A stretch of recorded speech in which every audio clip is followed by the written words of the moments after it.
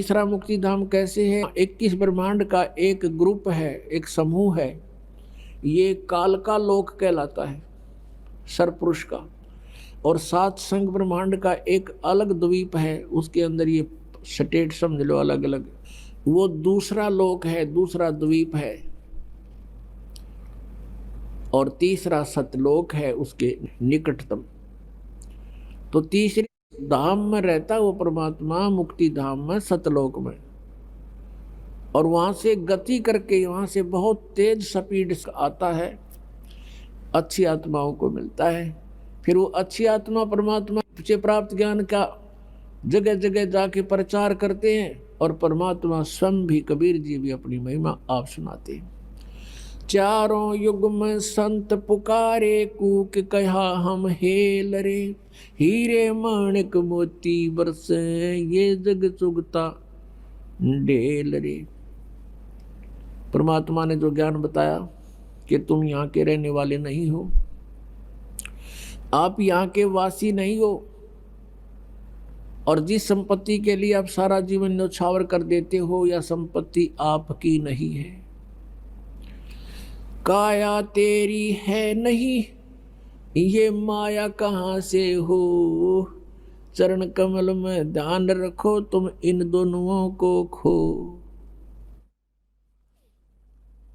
ये माया करतारे की तू अपनी कह गंवारे, दो जग धक्के खावेगा या नाहक बह बेगारे।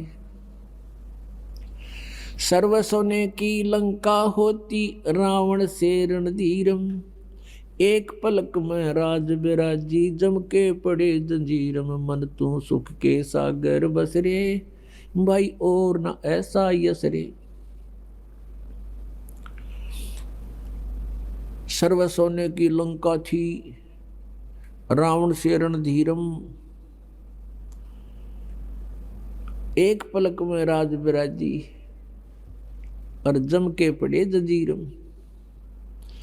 अगम निगम को खोज ले, बुद्धि विवेक विचारे, उदय अस्त का राज मिले, तो बिन नाम बेगारे।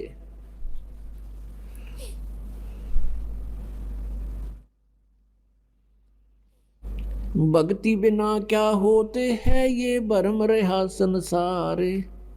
रति कंचन पाया नहीं, रावण चलती बारे। सोने के महल बना रखे थे कुबद्दी ने, सोने की ईंटें, सोने की गारा, और उसमें महल और कई कई मंजिल के। और परमात्मा कहते हैं 1 ग्राम स्वर्ण, 1 ग्राम गोल्ड भी साथ लेकर नहीं जा सका वो। तो हमारे यहाँ भूल पड़ रही है कि ये मेरा है, या कार मेरी है, कोठी मेरी है, बेटा मेरा है, बेटी मेरी है। जिसमें आपकी यह भूल हटेगी, तब आपकी भक्ति फलेगी कि ना बेटा आपका है, ना बेटी आपकी है, ना यह कार आपकी है, ना कोठी आपकी है। अब आपके बच्चे नहीं हैं, ये परमात्मा के बच्चे हैं। आप परमात्मा के नौकर हो, और परमात्मा ने आपके पास ही अपने बच्चे भेज दिए, बेटा या बेटी। इनको आप अपना मान कर करते हो तो भूल भारी है आपके, लेकिन ये जीव के बस की भी नहीं। इस ज्ञान से धीरे धीरे और भक्ति से, इस एंटीबायोटिक औषधि खाने से, ये तत्व ज्ञान रूपी वचन सुनने से आपको बिल्कुल समझ में आ जाएगी कि सचमुच यहाँ अपना तो शरीर भी नहीं है। तो हमने इन बच्चों को जो आपको भगवान ने दिए हैं, इनके दास नौकर बनकर आपने इनकी परवरिश करनी है। भगवान से डर के इनकी सेवा करनी है, जैसे एक नौकरानी और एक नौकर मालिक के बच्चों की कितनी केयर टेक करता है। इस दास को इतिहास अब याद आते हैं, उदाहरण आते हैं जो संसार में घटे हुए हैं। भगवान ने जो हमें उदाहरण दिए हैं वो सत्य हैं। एक समय दास जब सर्विस करता था, ऑफिस में बैठा था, और सामने गली थी, सड़क, और ऑफिस से 2 मकान छोड़कर लेफ्ट साइड में एक बहुत बड़े धनवान व्यक्ति का मकान था, कोठी थी। उसकी एक पुत्री थी, लड़की ज़्यादा से ज़्यादा 8-9 वर्ष की होगी। उसके लिए एक नौकरानी छोड़ रखी थी, और उस लड़की का स्कूल वहाँ से ज़्यादा 10 फरलांग होगा, यानी 2000 फुट, मुश्किल से 5 एकड़ की दूरी पर। लड़की को नवाती धवाती, उसके सारे कपड़े चेंज करती और सारा उसको व्यवस्था रखती, खाना पीना दूध सब समय पर खिलाती। और उसको जब छोड़ने जाती थी स्कूल में, पैदल छोड़ के आती थी, थोड़ी दूरी थी, तो वो क्या करती थी, जून के महीने में एक छोटा सा छाता लेकर लड़की पर तो छाता रखती थी और स्वयं धूप में चलती थी, क्योंकि वो मालिक की बेटी थी। और जब उसको नौकरी से निकाल दिया, उसने झांका भी नहीं उधर, और पहले वो उसको इतना प्यार देती थी, शायद माँ भी नहीं दे सकती। तो ऐसे ही हमने इनको मालिक के बच्चे जानकर, और हम सभी यहाँ कष्ट में हैं, दुखी हैं, एक दूसरे को समझकर, जैसे एक सास बहू है, और सास बहू का कहते हैं कुत्ते बिल्ली वाला बैर हो जाता है। ऐसा क्यों है? बिना ज्ञान के गाटा जुड़ रहा है। और फिर कहते हैं जैसा दर्द आपने हो ऐसा जान बिराने। अब जैसे घर का मुखिया है, सास है, उसके अधीन पुत्र वधू है, अब उसके साथ दुर्व्यवहार करेगी तो उसकी आत्मा रोएगी, बोल सकती नहीं। तो वो आत्मा की जो पुकार है वह भगवान के दरबार में डिपॉजिट होती है, और उसका प्रतिफल बहुत भयंकर होता है। फिर क्या होता है कि कई जगह ऐसा है कि पुत्र वधू इतनी हैवी है सास पर, उसको तंग करती है, तो उस समय युज्ञान याद रखना चाहिए कि हम इस काल ने ऐसी व्यवस्था में जोड़ रखे हैं, क्योंकि यहाँ व्यवस्था ऐसी है।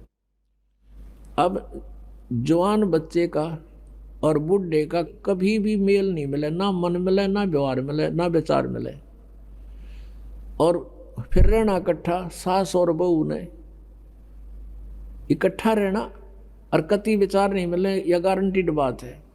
और इसलिए झगड़ा रहेगा, यह भी रहेगा, लेकिन इसका समाधान इस ज्ञान से होगा। देखो, कोई भी घर में हानि करके प्रसन्न नहीं हुआ करता, कोई भी नुकसान करके राजी नहीं, लेकिन हो जाता है। और फिर उसके ऊपर एक दूसरे के साथ खींचातानी करे, तूने ऐसा कर दिया, तू ऐसा करता है, ये करता है।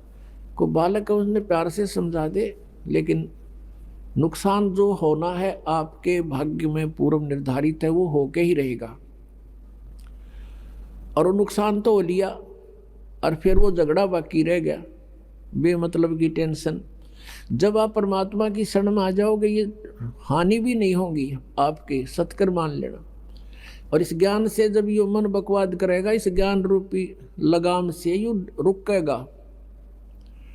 एक सास बहू थी, बुढ़िया बहुत लड़ा करती अपने पुत्र वधू के साथ, इकलौता पुत्र था। अब बेटा न्यों सोचा करता, भाई माँ की बात नहीं मानी तो माँ की आत्मा दुख पाओगी। वो भी अपनी पत्नी को ही धमकाया करता, गलती होती चाहे ना होती, माँ को प्रसन्न करने के लिए। और बुढ़िया बहुत कलियारी थी। अपने आत्मा एक परमात्मा लीला बख्शते हैं, करते हैं, दया करते हैं। एक बहन सत्संग में जाया करती थी, बुढ़िया माई, वो उनके घर चली गई, कुदरती परमात्मा भेजते हैं। और वह बुढ़िया लागरी कति श्लोक सुनान, अच्छी बूंदी कहना अपनी पुत्र वधू को, और वह बेचारी बोल रहा नहीं।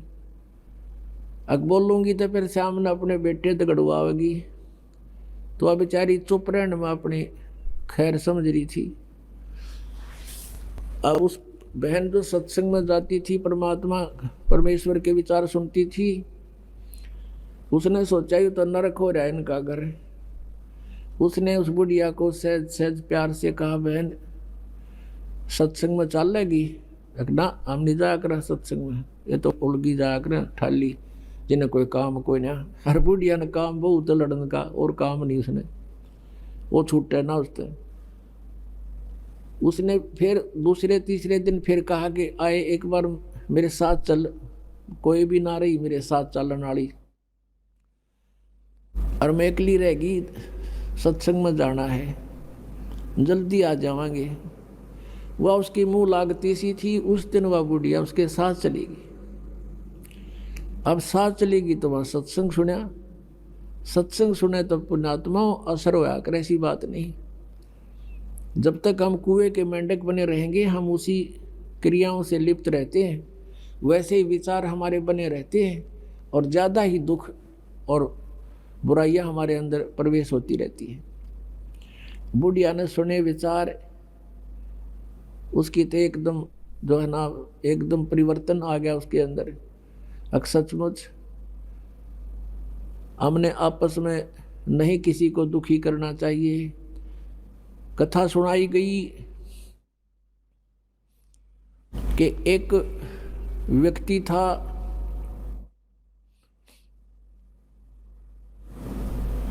वो कहीं पर साधना कर रहा था, बैठा था, साधना कर रहा था, और एक गाय भागी जा रही थी और वो गर्भवती थी, और उसको ये आभास हो गया था कि कोई कसाई उसके पीछे पड़ा हुआ है। वो आगे वन में ओझल होगी, शिकारी वहां आया, उस साधक से उसने पूछा गाय देखी आपने? मुंह से नहीं बोला, उसने हाथ कर दिया ऐसे, किधर गई? वो कसाई ने वह गाय ढूंढ ली, वो मार दी। उसका भी प्रतिफल उसको भोगना पड़ा, कहते हैं फिर उसकी बाजू कट गई। इतना भी हम सहयोग देते हैं किसी अन्य दुष्कर्म के अंदर, इतना भी हमें हानि होती है। जैसे हमने मना किया है बीड़ी शराब तम्बाकू पीना नहीं है, और किसी को पीने में सहयोग भी नहीं देना, उठा के भी नहीं देना, उसमें भी हानि होगी। आपको मर्यादा सारी पालन करनी होगी। कहने का भाव ये है कि एक व्यक्ति था और उसकी पत्नी बहुत लड़ा करती, बहुत झगड़ा करती थी, बहुत बुरा बोलती थी।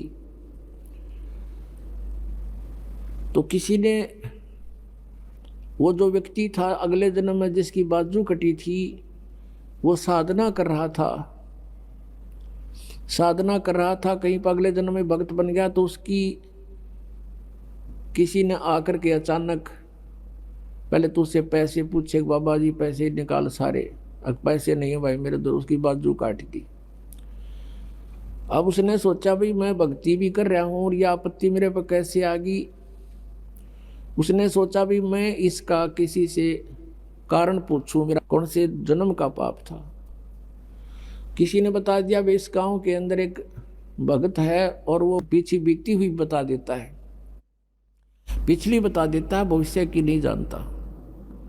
वो उसके घर पर गया तो उसने पता लगा कि घर से बाहर गया हुआ है, फिर भी उसने सोचा घर पे पता करता हूँ। जब वो घर पे गया तो उसकी पत्नी से पूछा कि ऐसे ऐसे वो कहाँ है भगत हुआ। उसकी पत्नी लगी गाली देने कि तेरे जैसा ढेढ़ वो है, अंडा धक्के खांदा जिस तरह तू खावे है, पता नहीं के सुना दी। अब जिसका हाथ कटा हुआ था उसने सोची भाई मैं तो गलत आ गया, मेरे साथ मजाक कर दिया, दिखे ना भगता के घर में कैसी बात होया करे, इसी ने कमी होया करे। वो वापस चल पड़ा। रास्ते में किसी ने बता दिया कि तू जिसका घर पूछा था ये आ रहा वो व्यक्ति। उसने उसको सोचा ले चल आया है बाहर, बात कर लेता हूँ। राम रमी हुई, नमस्कार हुआ, कुशल मंगल पूछा। उस जिसका हाथ कटा हुआ था उसने पूछा कि भाई एक बात बता, क्या तू पीछे की जानता सारी? कहाँ जी, दया है भगवान की। भाई पहला मेरी तो पाछा बताइए, पहला तू अपनी बताया, तेरे घर में इसी बूंदी कलियारी क्यों करा रही है? ऐसी बेहुदा बोली वाह न बोला, यार भी बताऊं पहला यह सुन ले तू। पिछले जन्म में मैं था काग, या थी गधी, और जब कुमार इसने छोड़ देता, इसकी कमर टूटी हुई होती थी, मैं इसकी वो खाता था, टूटी हुई कमर से उन जख्मों से मांस खाता था। तो आज भाई अपना बदला ले रही है मेरे ते, और ये इतने जख्म करेगी मेरा जितने मन न कर रखे हैं। तब उसने पूछा भी फिर मेरा हाथ क्यों कर कटा, मैं तो भगत आदमी, और ये कैसे जुल्म हुआ मेरे साथ। उसने बताया कि पिछले जन्म में भी तू भगत था और तूने एक गाय के कटने में सहयोग दे दिया, तूने न्यू हाथ कर दिया कि इधर गई, बोला नहीं तू ऐसे गई, इससे तेरा हाथ कटा। अब कहते हैं तुमने दरगाह का महल नहीं देखा, धर्मराज के तिल तिल का लेखा। अब इस तरह कहते तुम एक दूसरे को सताओगे तो तुम्हें आगे फिर दंड भोगना पड़ेगा। वह बुढ़िया के बात समझ में आएगी, अकबर ने तो जुल्म कर दिया। उसके बाद अपनी पुत्र वधू को वो बिल्कुल शांत रहे, बोल रहे नहीं फालतू। सत्संग में ये भी सुनाया गया कि जो कुछ हानि होनी है वह तो हो चुकी, और पाछा वो खाम खा महाभारत बनाने की कोई आवश्यकता ही नहीं। वो तो दूना दुख पैदा करने वाला वो वस्तु आवे नहीं वापस। एक दिन क्या हुआ, वो पुत्र वधू गाय भैंस का दूध निकाल के और ऊपर कड़ियों में कड़ा डाला कर दे, हुक लंबा सरिये का हुक ला देते और उसमें बाल्टी टांग देते थे कड़े में, हुक में, कुत्ते बिल्ली से बचाने के लिए। अब उस पुत्र वधू ने वो ऊपर, क्योंकि ऊंचा होता था, गर्दन नीचे रखनी पड़ती थी, यूं कर टांगन लगी, वो की तो उल्टी साइड में लग गया। उसने सोचा टंगा, हाथ छोड़ दिए, वो बाल्टी नीचे गिर गई, सारा दूध फर्श पे फैल गया। अब पुत्र वधू ने देखा बुढ़िया की तरफ, अकीब होगी ओन अनो बिरना कई दिन का सांग हो गया यो। अब उसकी तरफ देख रही है बेचारी भयभीन दृष्टि से। बुढ़िया कहती बेटी कोई बात नहीं, हमारे भाग में नहीं था यो, और इसको उठा ले ऊपर ऊपर से और भैंस को ही डाल दे बेटा उसके चारे में, ये अपने भाग में नहीं था इसलिए गिर गया, कोई बात नहीं। अब उस पुत्र वधू ने सोचा आज बुढ़िया कौन सा स्टेशन पकड़ेगी, या तो कदे 16 बातें बोलिया नहीं करती। काफी देर उसका जची नहीं बुढ़िया, फिर शुरू हो गया ऊपर ले मनते कहती हो कदे। वह बुढ़िया खड़ी हुई, 7 लाख का बेटा ठा इसने और भैंस के चारे में डाल दे, कोई दिक्कत को नहीं। अब उसने सोची अपने बेटे ने बतावेगी, मेरे तो ना कहती होगी तो वो भी आ लिया, पुत्र भी उसका कोई जिक्र नहीं करा बुढ़िया ने। तब उस माई ने, उस बहन ने सोचा भाई इतना परिवर्तन आया क्यों कर इसमें, उसके चरण दबावे, सेवा करे। फिर पता चला कि बेटी मैं सत्संग सुन के आई हूँ, और बेटा मैंने आज तक जो गलतियां की तेरी आत्मा दुखाई, बेटा मैं माफी मांगू तेरे थे। वह पुत्र वधू रोन लागी, न बोली माँ कोई बात नहीं, अब तो माँ तुल्य हो और मेरे हित में ही कुछ कहती थी। उस दिन से पुत्र वधू ने भी नाम ले लिया, फिर धीरे धीरे उसके बच्चे ने भी नाम ले लिया, और घर में नरक के स्थान पर स्वर्ग हो गया। अब इस परमात्मा की वाणी से, ज्ञान से स्वर्ग तो यही हो जाएगा, और सतलोक हमने जाना है, फिर भक्ति करके वहाँ सतलोक चले जाएंगे, महासुख वहाँ हो जाएगा। तो इस प्रकार वो परमात्मा आकर हमें ज्ञान देता है, उसके ज्ञान से हमें पता चलता है।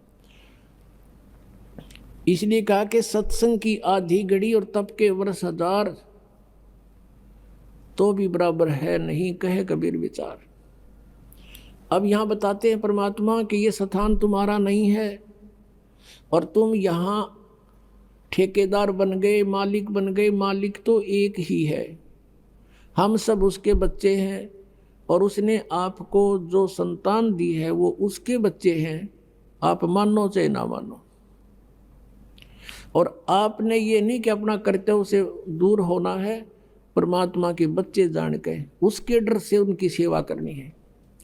जिसका जितना भी जो आपका कर्तव्य कर्म है वो करना है, उनको पढ़ाना है तो पढ़ाना है, कपड़े वस्त्र की आवश्यकता वो भी व्यवस्था करनी है, विवाह शादी भी करनी है, तो परमात्मा के बच्चे जान के करनी है। और जब यहाँ से चलोगे, जैसे वो नौकरानी निकाल दी गई थी, उसके सपने में भी ना आया हुआ मेरी बेटी थी। तो पुण्यात्माओं, ये स्थिति आपकी जब आवेगी ऐसी बात नहीं, क्योंकि ज्ञान से ही अज्ञान हटता है। हम अज्ञान बस एक कुर्ता पर आकर मन अपना मान लिया, किसी का बच्चा जा रहा हो है कहीं पर, और उसको तुम अपनी तरफ से कुर्ता पजामा पर आकर अपने घर बैठा लो कि मेरा है, ना दू मेरा है, या कोई बात हुई? तो हमने इस जीव को एक कुर्ता परा दिया, बेटा और बेटी का, और अपना मान लिया अगना मेरे हैं, या कोई समझदारी की हमने। तो इस प्रकार हमारा इस ज्ञान से मन हटेगा, सच्चाई की तरफ पहुंचेगा। अभी तक तो हम देखा ज्ञानवश ही अपना मान लेते थे, तो शरीर अपनाए नहीं है तो हम दूसरे को अपना कैसे मान बैठे? तो क्या बताते हैं परमात्मा, आगे गए ना बावड़े ये रहते भी सब जान, बिन साहेब की बंदगी कहीं ठोड़े ठिकाना ना। जो यहाँ से मृत्यु को प्राप्त होकर चले गए उन्हें तो आके बताया नहीं हम कहाँ गए, के बनी हमारे साथ, और जो शेष बचे हैं वो भी जाएंगे। बिन साहेब की बंदगी की तो ठोर ठिकाना ना। आज तुमने अपनी आकार कोठी मान रखी है मेरी है, कल मृत्यु होगी, पुण्य कर रखे आप जाओगे स्वर्ग में, स्वर्ग का समय आपका निर्धारित होगा, वो पूरा होते ही वहाँ से कहेंगे चलो चलो नरक में, नरक का समय पूरा होता कहेंगे चलो चलो गधे की योनि में, गधे का समय पूरा होता मृत्यु होगी, मृत्यु होती चलो फिर कुत्ते की योनि में, कुत्ते की योनि भोगी फिर चलो मनुष्य की योनि में, मनुष्य की योनि में ये आप देख रहे हो क्या करते हो, ये करते खत्म होते फिर चलो नरक में। तो ये चलो चलो सतलोक में मिटेगी, और उसके मिटाने का प्रोसीजर अब हमें पता लग गया।